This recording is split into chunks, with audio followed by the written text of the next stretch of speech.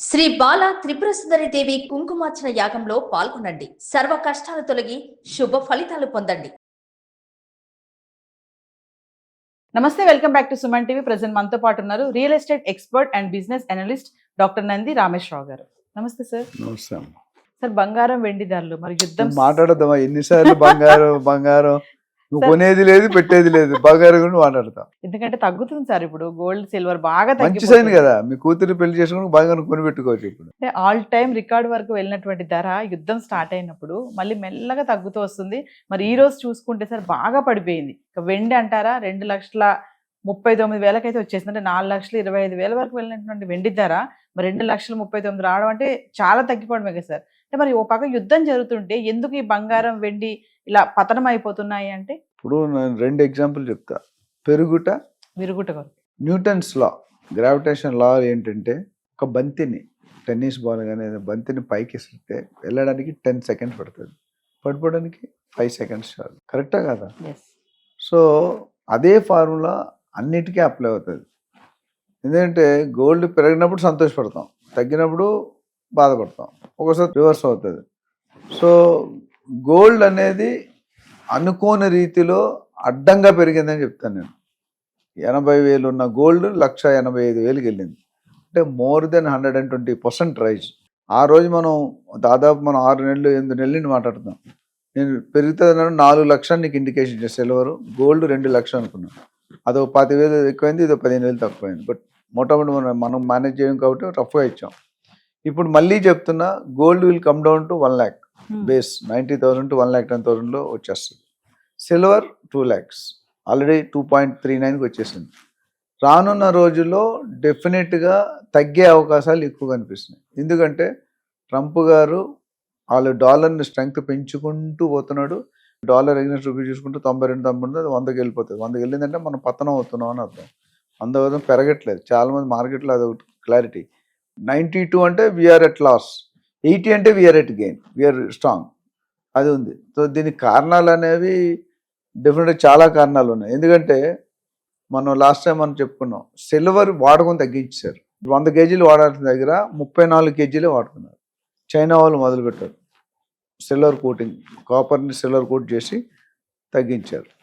రెండోది, geo political conditions is unstables, certainty లేదు. మూడోది, మొన్న American federal bank governor resign చేశాడు. ట్రంప్కి ఆయనకి పడట్లేదు. ఆయన ఒకటి చెప్తాడు, ఈయన ఒకటి పెంచుకుంటాడు. So reserve bank of India independent body, వాళ్ళకున్న రూల్స్, వాళ్ళకున్న regulation.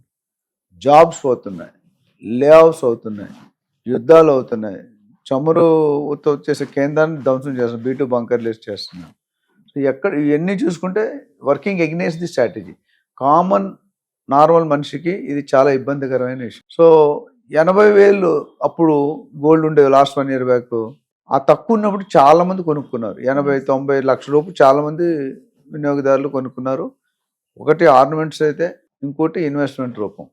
Safe investment. Stock market కుదేలైంది, రియల్ ఎస్టేట్ స్లోగా ఉంది కాబట్టి గోల్డ్ మీద పడ్డారు. ఎప్పుడైనా అందరూ ఒకదాన్ని పెడితే అది మర్డర్ అయిపోతుంది. అంటే యుద్ధం వల్ల సార్ ఈ బంగారం వెండే కాకుండా మిగతా లోహాల పైన కూడా ఈ ప్రభావం బాగా పడిందని అనుకోవచ్చు. అంటే ఇత్తడి, రాగి. ఇప్పుడు అక్కడ పెరిగినప్పుడు కూడా పడింది కదా పాజిటివ్ సైడ్, ఇప్పుడు నెగిటివ్ సైడ్ పడుతుంది. కాపర్ భారీగా నాకు తెలిసి 13-14% ఒకేసారి పతనం అయింది. అట్లనే నేను చెప్పినట్టు బ్రాంజ్ కానీ బ్రాస్ కానీ మెటల్స్ మీద ఇంపాక్ట్ అనేది డైరెక్ట్గా పడుతుంది. ఇప్పుడు ఏం చేశారు, రేట్ ఎందుకు తగ్గుతుంటే, ఎవరైతే 80-90,000 తులం బంగారం కొన్నారో 1,60,000-1,70,000 అమ్మడం మొదలుపెట్టారు. అప్పుడు కొనేవాళ్ళు ఎక్కువయ్యారు, ఇప్పుడు అమ్మేవాళ్ళు ఎక్కువయ్యారు. సో కొనేవాడు లేడు.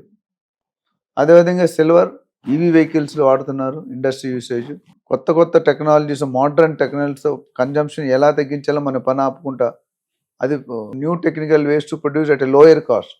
ఎప్పుడైనా ఒక ఐటెం కాస్ట్ పెరిగిందంటే దానికి కాస్ట్ ఆఫ్ ప్రొడక్షన్ ఎక్కువ. ఒక ఫ్లాట్ 5వ ఫ్లోర్లో ₹1,00,00,000 ఉంటే 25-30 ఫ్లోర్లో 2 కోట్లు అవుతుంది. Same design, same space, same bedroom. So ఎందుకు పైకి తీసుకెళ్తుంది, కాస్ట్ ఆఫ్ ప్రొడక్షన్ ఎక్కువైపోతుంది. సో యుద్ధం కనుక ఆగింది అనుకోండి, ఇమీడియట్లీ మళ్ళీ రైజ్ అవుతాయి అంటారా ధరలు? ఇప్పుడు అసలు యుద్ధం మీద ఫోకస్ చేస్తే ఎవరికి క్లారిటీ లేదు. ఇరాన్ ఏముంటుందంటే, మా హక్కులు మాకు ఇవ్వండి, మా నష్టం ఆస్తులు ఏమైతే ధ్వంసం చేస్తే దాని పరిహారం ఇవ్వండి. ఇవన్నిటికంటే ముఖ్యం ఐక్యరాజ్య సమితి ముందు మీరు ఒప్పుకోండి, ఇజ్రాయెల్ అండ్ అమెరికా ఫ్యూచర్లో మరి ఎప్పుడు కూడా మా లీడర్ని చంపడం అనేది చాలా దారుణం. అసలు మీరు నెగోషియేషన్ లేకుండా మీరు ఎందుకు చేశారు? సో ఇప్పుడు మీరు రిటర్న్ కమిట్మెంట్ పబ్లిక్లో ఇచ్చి మళ్ళీ ఇప్పుడు కాదు మరి ఎప్పుడు కూడా ఇరాన్ని టార్గెట్ చెయ్యము అనేది హక్కులు అడుగుతుంది. దానికోసం ఆల్రెడీ ఇరాన్ ఇప్పుడు లేటెస్ట్ మీకు తెలిసే ఉంటుంది, ఆర్టిఫిషియల్ ఇంటెలిజెన్స్ డెవలప్ అవుతున్న తరంలో సముద్రం, ఎర్ర సముద్రం ఉంది దక్షిణ వైపు, సౌత్ వైపు కొన్ని వేల అడుగుల్లో కేబుల్స్ ఉన్నాయి.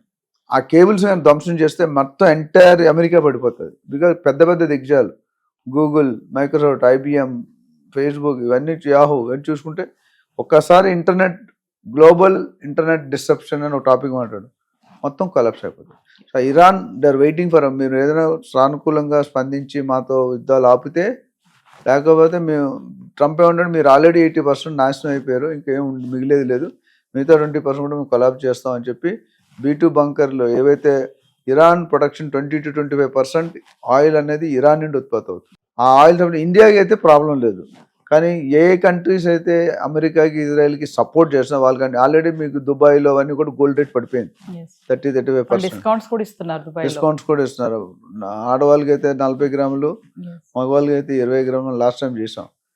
ఇవన్నీ ఎటువంటి పరిణామాలు, తీవ్రమైన పరిణామాలు ఉంటాయి. ఇది ఇప్పుడు ఆగితే మార్చి దాటి ఏప్రిల్కి వెళ్ళిందంటే lot of things are going to come in. Jobs పోతాయి, కంపెనీలు లే ఆఫ్ అయిపోతాయి. అసలు ఇంటర్నెట్ లేకపోతే మీరు ఏం చేస్తారు? మీరు భార్యకి భర్త, భర్తకి భార్య లేకపోయినా వస్తున్నారు, వాట్సాప్ లేకపోతే బతకట్లేదు. ఫస్ట్ వెహికల్ ఉండేది, వెహికల్ లేకపోతే ఫిజికల్లీ హ్యాండిక్యాప్, తిండి లేకపోయిన వల్ల వెహికల్ ఉండేది. ఇప్పుడు భార్య లేకపోయిన వల్ల వాట్సాప్ మాత్రం ఉంటుంది. ఒకసారి సోషల్ మీడియా ఇంపాక్ట్ ఏంటంటే అల్లకొల్లలో అయిపోతుంది. ఎక్కడ పనులు అక్కడ ఆగిపోతాయి, ఎక్కడ వేసిన గొంగలు అక్కడే ఉంటుంది.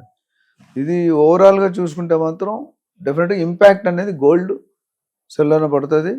డెఫినెట్గా చాలా మంది అడిగారు, సార్ ఇప్పుడు కొనుక్కోవచ్చా? కామన్ మ్యాన్ డౌట్ ఏంటంటే ఇప్పుడు ప్రెసెంట్ తగ్గుతుంది కదా, మళ్ళీ సడన్ గా పెరిగిపోతుందేమో, మరి ఇప్పుడు కొనొచ్చా లేదా అంటే. సో నా ప్రకారం అయితే ఇప్పుడు ఆచి తూచి వెయిట్ చేయమని చెప్తాను. ఎందుకంటే నేను అప్పుడు 1,85,000 కూడా తగ్గుతుందని చెప్పాను. 1,50,000 అనుకున్నా, ఇప్పుడు 1కి వచ్చేస్తుంది స్లోగా. ఎందుకంటే ఒకసారి యుద్ధాలు ఆగంటే పరిణామాలు వేరేగా ఉంటాయి. ఇన్ఫ్లేషన్ రేట్ కానీ, జాబ్స్ కానీ, బర్త్ టూరిజం కానీ, ఇమిగ్రేషన్ ప్రాసెస్ కానీ, లక్కీ ట్రిప్ కానీ, బైఅవుట్ స్కీమ్, చాలా మనం మాట్లాడి ప్రతి హెడ్డింగ్ మీద కూడా మనం వీడియో చేసాం. సో నాకు తెలిసి 90 to 1,10,000 దగ్గర స్టెబిలైజ్ అవ్వచ్చు. సిల్వర్ అనేసరికి 2 లక్షలు, లేదా ఇంకా 1.8 to 2.1. సో అత్యవసరంగా రానున్న రోజులు మంచి రోజులు, పెళ్లి ముహూర్తాలు, పండుగ ముహూర్తాలు ఇవన్నీ ఉన్నాయి కాబట్టి డెఫినెట్గా గోల్డ్ డిమాండ్ ఉంటుంది. మీకు అవసరం అనుకోండి, ఇంకా తప్పదు అనుకుంటే కొనుక్కోమని చెప్తాను. రేట్లు మళ్ళీ పెరిగిపోతాయి కదా, అప్పులు చేసి మాత్రం కొనుక్కోవడం maybe it's not a right decision. So public has to pause, ఆగి ఆలోచించి నిర్ణయం తీసుకుంటే వాళ్ళు డబ్బులు సేవ్ కొంటాయి. ఇప్పుడు ఎవరైతే ఎక్కువ రేట్లో కొన్నా వాళ్ళు ఇప్పుడు 1,50,000 కొన్నారు, కొంతమంది 3 లక్షలు అవుతుంది. ఇప్పుడు ఆ 1,50,000 కాస్త ఎక్కడికి వస్తుందో తెలియదు. అదే సిల్వర్ 3 లక్షలు పెట్టి 2,50,000 పెట్టి ఇప్పుడు కొన్నారు. ఇప్పుడు ఏమొస్తుంది? 4,25,000 కాస్త 2,30,000, ఇంకో 30,40,000 కూడా పడిపోతుంది. So we have to wait and watch. Thank you.